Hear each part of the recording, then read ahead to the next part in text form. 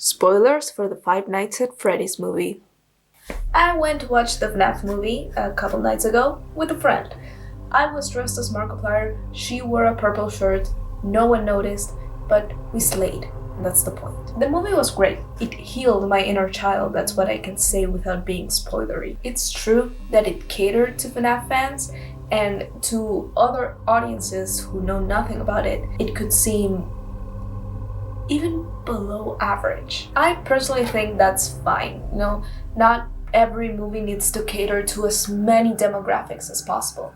It made its money back, and that's kind of the whole point. A girl behind us gasped when Matthew Lillard took the Springtrap head off and, did the reveal. So I'm kind of glad that people who knew less about the lore had, their little moments of surprise and entertainment. I will say they could have held back on some details, not explicitly because of Vanessa being an exposition master. No, in the first introduction credit sequence, Springtrap is leading off the children, and at the end he just looks back at the camera and it's all evil and it turns red, and you could have not done that and everyone would have understood what was going on, And also the line where Vanessa is explaining and says, oh, their bodies are also inside the suits. It would have worked if she just said, oh, it's not just their souls inside the bodies.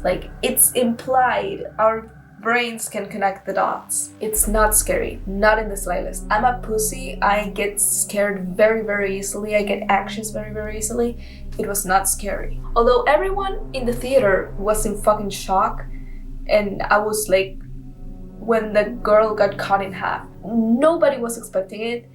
We were all, holy fuck. Not scary, just surprising. I'm slightly disappointed because I really wanted it to be scary. Just so you know, it establishes itself as an actual horror franchise instead of being this thing that is enjoyed mainly by kids. Another thing I'm actually disappointed about is, Emma Tammy said in an interview, oh, there's a lot you can get away with to make things terrifying while still being PG-13. And having her say that, and then look at the spring lock failure scene. Look, I'm happy it exists. It could not exist. I was very excited when I saw it coming. It was not half as terrifying as the audio we all know and love. You know the one I'm talking about. I mean, there's something about the desperate screams echoing in an empty room, the spring locks popping out of place, the breaking of bones, the violent splashing of blood onto the floor, that is so terrifying that it needs no visuals to be really fucking disturbing. It's pure audio gore.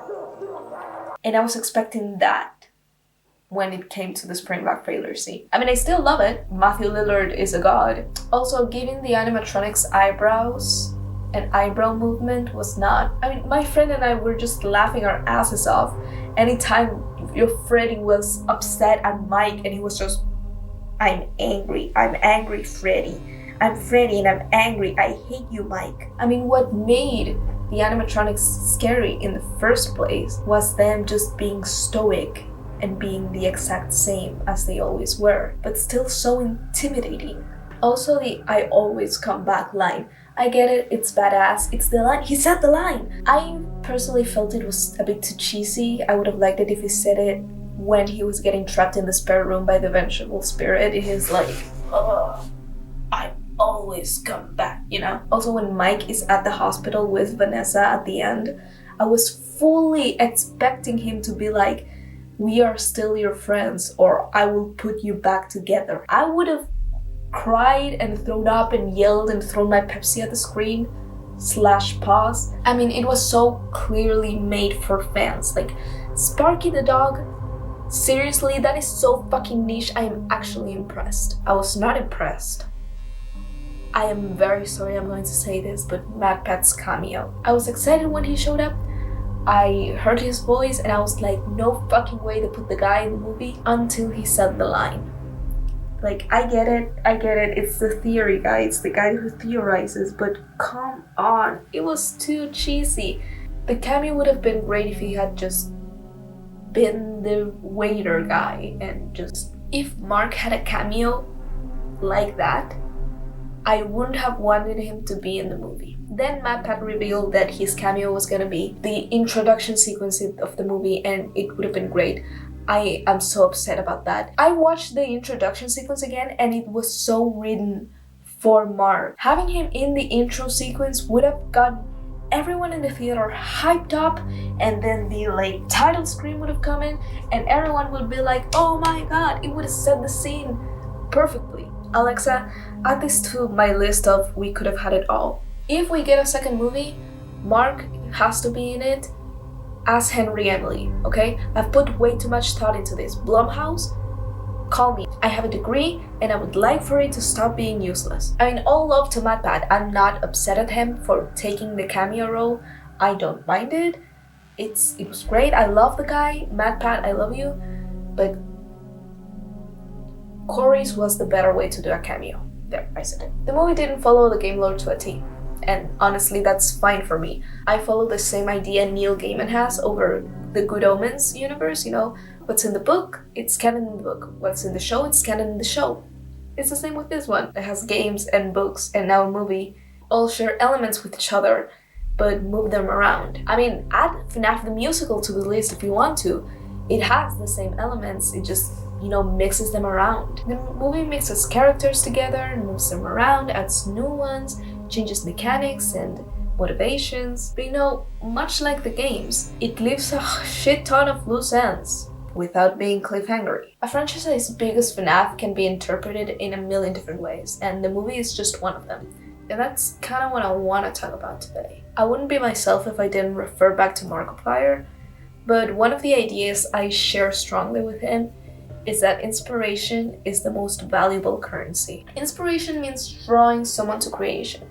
It means something that you made or you said is strong enough to push someone towards creating something that itself could push someone else to keep creating. I mean, you can't pay for that. You can pay for a movie ticket, you can pay for a game or for a book, but you know that inspiration is something really genuinely untangible. It doesn't matter what I talk about, be it fandom or horror or video games or ARGs or storytelling. FNAF has a way to intermingle with it. That's kind of like a testament to the magnitude of its impact. I don't think I've seen an indie horror game be as impactful as FNAF. I said there were a million ways to interpret the franchise and the movie was just one of them because the fandom took the job to interpret it in their own ways. That's pretty much the essence of fandom. Again, FNAF the musical. The moment the first game came out, we had fan art and theories and cosplays and music. The goddamn music. Musical artists blowing up and finding their own niche just because this one game was enough to inspire them to create fucking masterpieces. I mean, No More, Survive the Night, It's Been So Long, Welcome to Freddy's, It's Me. Yo, this is a game about animatronic robots killing kids. You didn't have to put your whole music-cussy into it. But they did. Because that's the FNAF effect. People like to give FNAF shit for being repetitive or not being scary, of being the origin of this trend of mascot horror. But you weren't there in 2015 in the trenches with me. Honestly, which was more culturally significant? The Renaissance or Five Nights at Freddy's? What is more fascinating to me is the fact that the games were all made by this one person. One guy took his last shot at becoming a game developer and went, fuck it, I'm going horror. Drawing, songs, theories, games, be it clones like Five Nights at Candy's, which is actually pretty good, or just lore twists like the joy of creation. The joy of fucking creation, that phrase, I can never read that phrase without thinking about FNAF.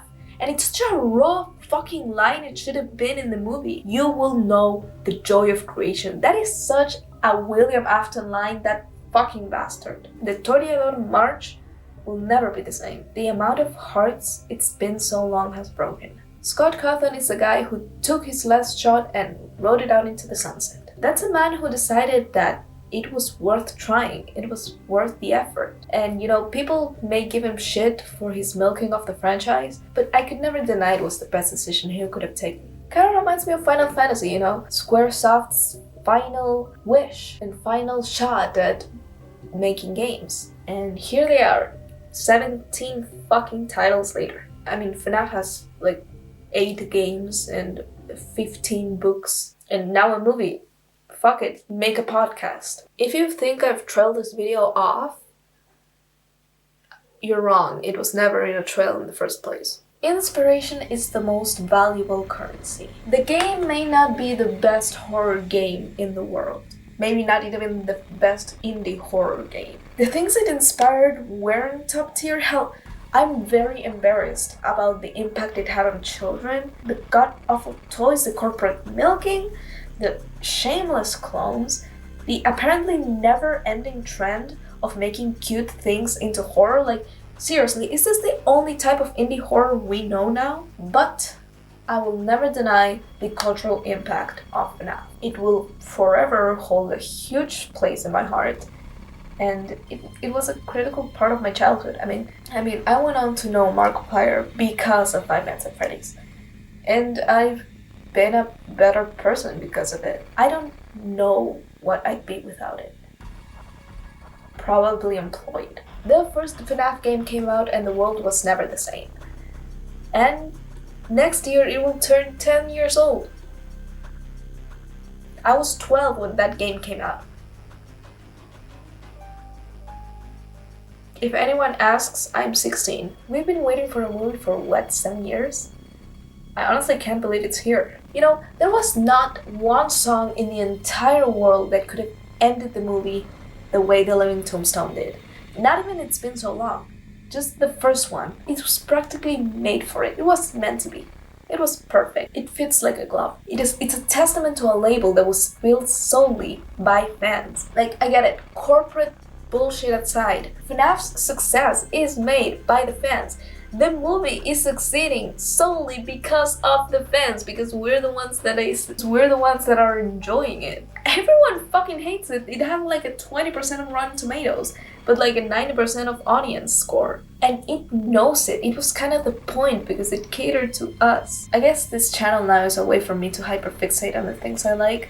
It cost me a lot of work to not talk about Good Omens.